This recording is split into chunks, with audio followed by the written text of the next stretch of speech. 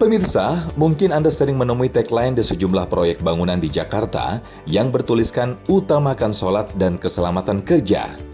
Nah, dalam episode Sah kali ini, tim mendatangkan bosnya langsung, sebuah perusahaan konstruksi yang terkenal dengan tagline utamakan sholat dan keselamatan kerja itu. Budi Hartawinata, pemilik PT Arta Mas Geraha Andalan, tidak ingin hanya gara-gara pekerjaan, karyawannya lalai meninggalkan sholat. Dirinya berprinsip, tidak masalah rugi puluhan juta rupiah karena mematikan mesin produksinya untuk menunaikan sholat, daripada nanti lebih besar tanggung jawabnya ketika ditanya di akhirat. Masya Allah. Ingin tahu seperti apa cerita sukses seorang Budi Hartawinata yang memulai karirnya dari seorang tukang las keliling ini? Simak selengkapnya dalam Sah Selalu Ada Hikmah bersama Coach Denny Slim. Selamat menyaksikan. Sah Selalu Ada Hikmah. Baru-baru ini tadi Koko baru aja baca ada pengusaha yang rela rugi ratusan juta, yang penting semua karyawannya nggak ketinggalan sholat. Bahkan ketika di luar tulisannya utamakan keselamatan kerja, ini utamakan sholat baru keselamatan kerja. Masya Allah. Kita langsung tanya ke beliau ya. Sudah hadir di samping kita Bapak Budi Hartawinata. Assalamualaikum. Salam. Alhamdulillah. Sehat Pak? Sehat, alhamdulillah. Alhamdulillah, izin tanya-tanya ya. Iya, Pak. iya. Gimana ceritanya itu rugi sampai puluhan di saat yang penting pokoknya kamu harus nguntungin saya, nggak peduli kamu nggak sholat. Ini yang penting kamu sholat, nggak penting nggak apa-apa saya rugi. Nah itu gimana ceritanya? Itu kan lagi banyak juga tuh. Saya malah dapat orang bikin postingan ya. Iya. Saya malah dapat balik tuh. Di situ tulisannya pengusaha rela rugi puluhan juta tiap hari. Nah, sebenarnya itu adalah kalkulasinya begini. Itu pernah tayang di salah satu stasiun TV. Terus saya ditanya, Pak Budi, apa nggak rugi tuh kalau matiin mesin di pabriknya? Karena Iya, karena biasa kalau udah nyala-nyala. ya, karena di saya itu, di perusahaan saya itu, duhur itu sholatnya berjamaah. Asar pun juga. Jadi istirahat kita itu bukan jam 12, tapi 15 menit sebelum azan zuhur. Itu biasa kita udah bunyiin sirine kapal tuh. Nah, saya pakai sirine kapal yang kencang itu. Nah, sholatnya berjamaah. Asar juga begitu, kita matikan setengah jam. Nah, hitung-hitungannya orang tanya, itu apa nggak rugi itu? Iya. Karena kan ketika mesin mati 15 menit dan orang berhenti kerja sampai setengah jam, berarti kan kalau yang kerja jadi 200 orang aja minimal, dia berapa? Satu jamnya anggaplah gaji orang sekian puluh ribu, tinggal dikali. Itulah hitung-hitungannya di situ. Jadi sebenarnya saya bilang sebenarnya saya nggak rugi juga sih. Ya kan? Coba gini. Ini hitung-hitungan bisnisnya ya. Sebenarnya saya sebenarnya untung. Untungnya satu. Minimal saya bisa menyuruh orang buat sholat tepat waktu. Masya Allah. Ya kan? Gitu. Masya Allah. Karena gini, Ustaz, ya kan? Nanti yang duluan masuk surga kan, ya. Kalau di pabrik saya bilang sama karyawan saya nih. Nanti yang duluan masuk surga itu, yang duitnya dikit, sholatnya bagus, betul nggak? Betul. Ya kan? Betul. Yang sholatnya bagus, duitnya dikit. Karena kan hisapnya nggak ada duitnya. Iya. Kalau bosnya kan duitnya banyak, dihisapnya panjang tuh. Ya kan? Betul. Makanya ini menjadi lahan pahala saya. Masya Jadi orang-orang itu saya suruh sholat. Masya Siapa tahu nanti di akhir nanti jadi syafaat saya itu, Ustaz. Masya Allah. Kalau kita ini urusannya banyak banget ya, gitu kan. Masya Allah. Berapa karyawan emang, Pak? Saya ratusan orang yang kerja di perusahaan. Di bidang? Nah, Saya belum dikenal ini. Belum kenal ya, saya kenalin saya Budi Hartawinata. Ya nama saya dari kecil memang Budi Hartawinata itu. Mengandung harta dalam namanya ya. Budi Hartawinata. Di bidang apa tadi, Pak? Saya bisnisnya di spesialis konstruksi baja. Masya Allah. Kebetulan saya juga presidennya Indonesian Steel Construction. Masya Jadi saya ketua umumnya asosiasi yang membidangi konstruksi baja. Masya Allah. Itu kita harus pakai baja lokal itu. Nah, ini berarti benar-benar membangun negeri ini, karena kan bahan bakunya dari beliau. Kalau pengen ngebangun sesuatu, Masya Allah. Airport banyak kita bangun. Iya. Mandalika juga kemarin saya yang bangun. Sirkuit. Ya, IKN juga kita yang bangun. Masya Allah. Dan infonya dari nol, Pak Budi. Iya. Apa awalnya langsung bisnis ini atau biasa berkali-kali gagal dulu? Gimana jatuh bangunnya? Saya dulu pertama datang di Jakarta udah bekerja di konstruksi baja. Awalnya dari? Saya dari Makassar. Oh, Makassar. Makassar saya saya orang Makassar. Saya kecilnya di Makassar. Iya. Walaupun sebagian ibu saya orang Jawa, orang Banyuwangi, tapi bapak saya asli orang Bugis. Iya. Saya pindah dari Banyuwangi ke Makassar itu dari kelas S5 SD sampai lulus STM terus ke Jakarta. Ke Jakarta langsung kerja ini? Langsung kerja. Saya dulu tukang gambar konstruksi baja. Belajar di mana gambarnya? Di Saya STM? dulu sekolah dulu ya, STM kan sudah mengerti. Terus di Jakarta saya sekolah lagi 1 tahun.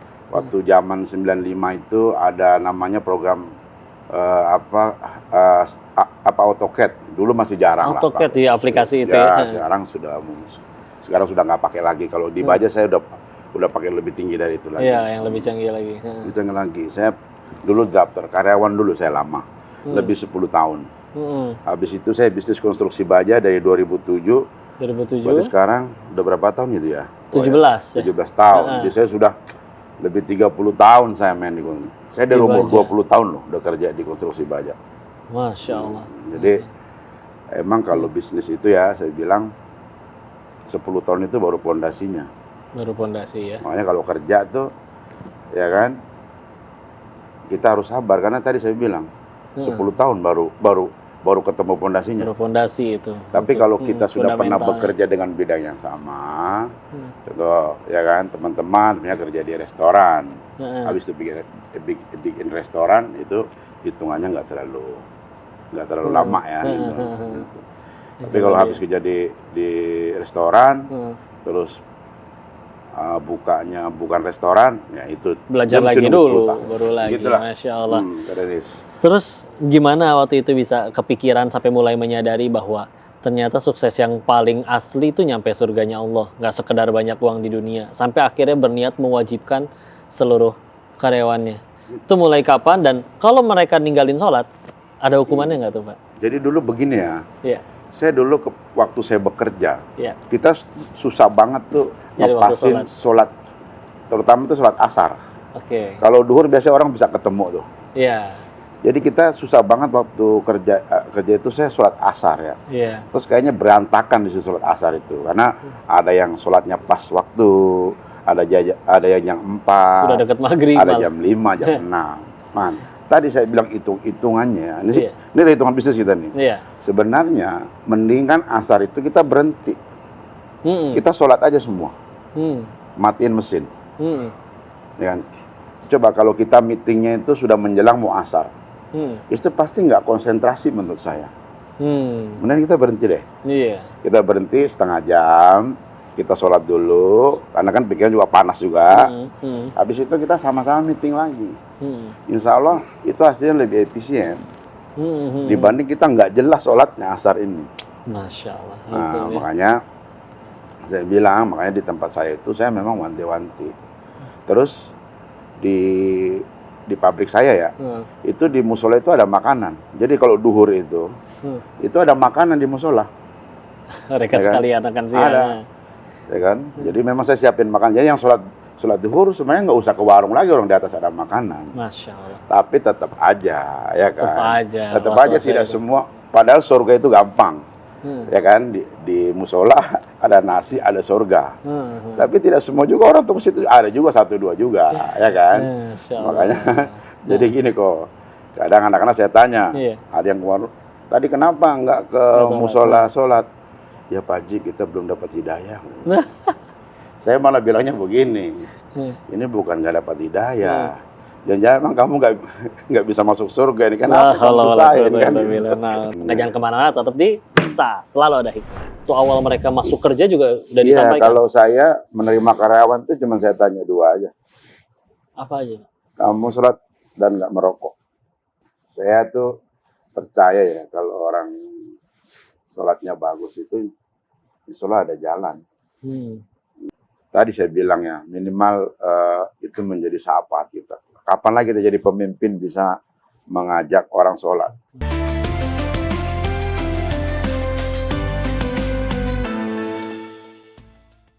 Sah, selalu ada hikmah. Pak Budi, kalau misalkan saya jadi karyawannya Bapak nih, dikasih tugas, deadline harus dikerjain, kudu benar-benar beres.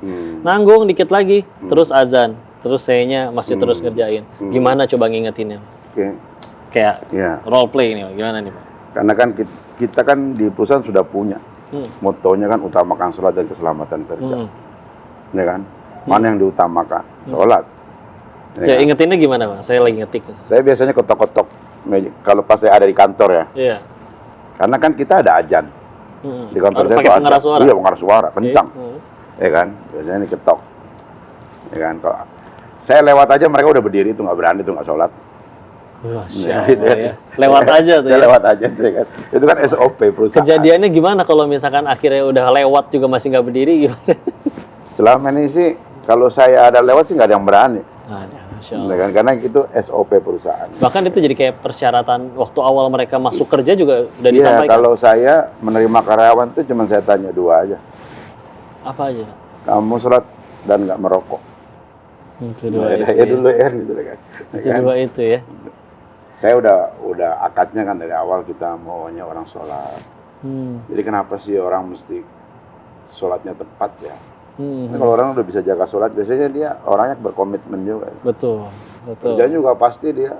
Iya, dia ngerti banget yang namanya amanah harus dijaga. Iya. Dia akadnya kerja jam 7 dan sampai 5. kalau tadi alasannya ini kerjaan saya buru-buru, menurut saya nanti kerjanya malah nggak bagus. Udah, tinggalnya sholat. Nanti bisa balik lagi tuh, itu kerjanya lebih fresh tuh, lebih bagus tuh. Coba aja deh kita kalau, ya kan. Karena kalau kita telat sholat juga kan kita gelisah ya. Kalau saya tuh kalau suka sholat tuh suka gelisah gitu. Betul. Awalnya apa Pak yang sampai akhirnya mewajibkan itu jadi persyaratan untuk kerja? Apakah dulu pernah ada pengalaman waktu muda ninggalin sholat terus malah kerjaan berantakan kah atau gimana? Tadi saya bilang kan, saya tuh percaya ya kalau orang sholatnya bagus itu insyaallah ada jalan. Dan saya diamatkan orang tua saya orang Bugis ya. Iya. Ya memang harus sholat. Masya Allah. Gitu kan. Masya Allah. Dimanapun kita ada itu dia orang tua kita itu ngajarin biar kita sholatnya tepat waktu. Dan tadi saya bilang kalau perusahaan itu sholatnya tepat waktu kerjanya bagus. Ya kan efisiensi, itu tuh kerja itu lebih bagus. Ya kan dibanding kita enggak berantakan sholatnya. Maka nih biar jadi bukti Pak kepada para pemirsa. Kebaikan-kebaikan, keberkahan apa aja yang sudah Bapak dapat dalam urusan bisnis atau apapun itu semenjak mengamalkan aturan tersebut tuh wajib sholat. Ya tadi saya bilang ya minimal itu menjadi sahabat kita. Kapan lagi kita jadi pemimpin bisa mengajak orang sholat? Saya kalau di sini nggak bisa juga saya nyuruh kalian sholat. Orang bukan karyawan saya juga, bukan tempat saya juga ini. Tapi kalau di tempat saya mumpung. Itu masih punya tempat otoritas. saya. Nah makanya di tempat saya ruangan yang paling besar itu mesti musola. Ruangan yang bagus itu mesti musola. Saya selalu nggak boleh ada yang kalahin musola, bukan masjid ya. Musola kan kalau di kantor kan kita bisa di musola kan. Itu musola itu tempatnya harus bagus. Ya kan? Harus lebih besar, jangan ditaruh belakang juga. Berarti karyawan 200 benar-benar muat untuk 200 orang itu di musola? Kalau rumah saya itu pertama masuk bukan ruang tamu, tempat sholat. Ya kan? Ruang tamu belakang aja. Gitu. Masuk rumah saya depannya itu tempat sholat. Termasuk jadi penilaian karyawan nggak Pak? Kan kayak kita ngelihat kinerja nih, kadang ya tercapai target atau enggak. Ini berarti yang jadi dicek ini kualitas sholatnya. Saya kalau ngeliat karyawan itu saya dari sholatnya. Kalau orang sholat itu insya Allah nggak neko-neko lah. Ya kan? Ya kan? Kadang orang bilang, Pak Haji itu sholat tuh korupsi juga. Coba dia nggak sholat lebih parah lagi korupsinya kan. Betul juga. Jangan malah disalahin orang sholatnya. Itu enggak lah. Dia kalau nggak sholat lebih parah itu. Insya Allah.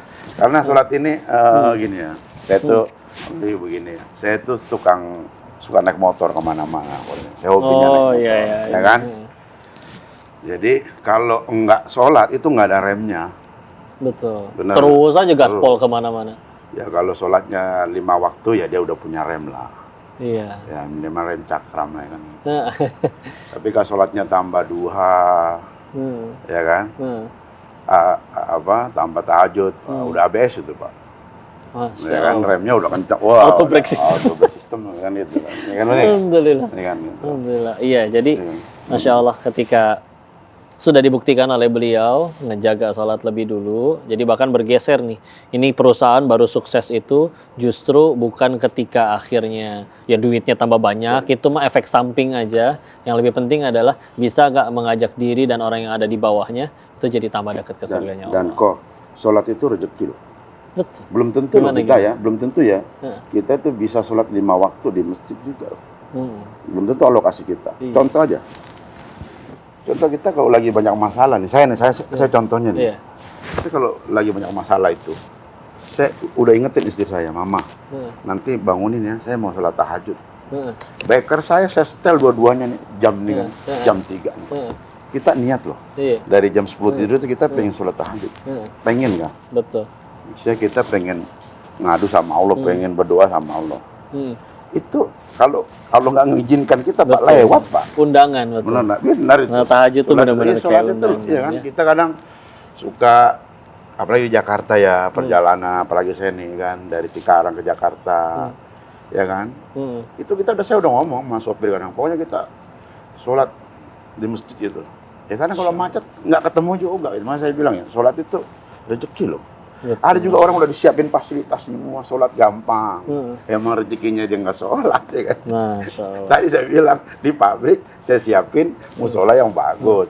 Di situ ada showcase, ada minuman saya siapin di situ, ada makanan. Ada juga orang yang memang dia nggak rezekinya, dia lari ke warung yang mungkin cuma minum kopi doang.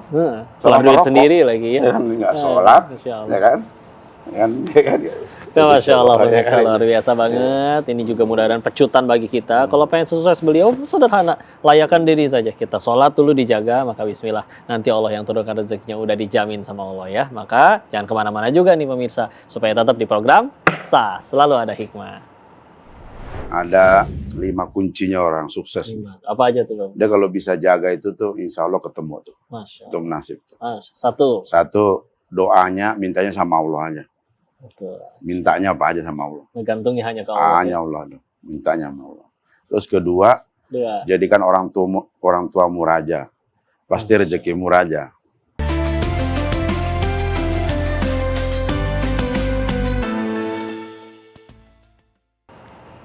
Sah, selalu ada hikmah. Kita belajar lagi lebih lanjut dengan Pak Budi. Budi, minta nasihat, tips, trik bagi yang di luar sana pengen bercita-cita pengen jadi pengusaha yang nggak cuma sukses atau kaya doang nih. Itu juga salah-salah. Gimana tipsnya nih Pak Budi kepada semua yang nonton? Ada 5 kuncinya orang sukses. Apa aja tuh Pak Budi? Dia kalau bisa jaga itu tuh, insya Allah ketemu tuh. Masya Allah. Itu nasib tuh. Satu, doanya, mintanya sama Allah aja. Betul. Mintanya apa aja sama Allah. Menggantungnya hanya ke Allah. Hanya Allah. Mintanya sama Allah. Terus kedua, jadikan orang tuamu raja. Pasti rezekimu raja. Masya Allah. Ya kan? Masya Allah. Terus ketiga, hablum minan nas mesti baik. Masya Allah. Kepada manusia juga. Kalau mau jadi pengusaha mesti baik sama orang. Ya kan? Nggak buat ngayain diri sendiri tapi jadi manfaat juga bagi orang. Insya Allah kalau kita bermanfaat buat banyak orang, rezekinya juga untuk banyak buat orang juga. Terus yang keempat, mesti banyak bersedekah. Mesti banyak memberi. Terus yang kelima, mesti banyak bersyukur. Betul. Ya kan? Kalau saya bersyukurnya patokannya gampang. Apa tuh? Hari ini adalah hari kita yang terindah dibanding kita pertama lulus SMP. Karena lulus SMP masih pakai celana pendek. Sekarang celana pendeknya banyak. Nah, itu. Sepahit-pahitnya hidup, ya kan? Yang kata orang sekarang lagi banyak susah tuh, saya langsung flashback ke belakang. Kalau saya kemarin COVID, bilang Pak Haji kok senyum aja. Saya dulu datang ke Jakarta ini tinggalnya di kontrakan. Nah, sekarang masih punya rumah, alhamdulillah. Masya Allah. Jadi cari titiknya. Sepahit-pahitnya SMP itu pakai celana pendek lah, gitu. Masya Allah, luar biasa. Alhamdulillah. Kita lihat 5 hal tadi ya. Yang kalau kita amalin, bismillah. Maka mudah-mudahan kita sanggup mengamalkan itu semua. Sekali lagi yuk kita lihat lagi bahwa sudut pandang suksesnya udah berubah dulu. Kalau menurut kita sukses itu cuma bicara tentang masalah ya duit tambah banyak dan segala macam, enggak. Itu enggak laku nanti setelah wafat. Maka kita mesti lihat lagi dulu. Punya kuasa, lihat. Kita meninggal itu nggak ditanya karyawannya berapa, nggak ditanya jabatannya apa, tapi ditanyanya kekuasaan kamu pakai untuk apa. Pak Budi udah ngebuktiin, beliau punya otoritas kepada yang dari di bawahnya itu, semua diarahkan untuk jadi jalan untuk ngegerakin mereka sholat. Karena mungkin kalau yang ngingetin sesama karyawan, bro, sholat bro, siapa lu ngatur-ngatur gua? Tapi kalau yang ngingetin bosnya, siap bos, Masya Allah. Itu yang akan ditanya, termasuk yang lagi pada menjabat ini, ya, kalian nggak akan ditanya jabatannya setinggi apa, tapi ditanya jabatannya dipakai untuk apa, dikira pada hidup selamanya apa. Jangan kemana-mana ya, kita ketemu di episode selanjutnya, tetap di Selalu Ada Hikmah.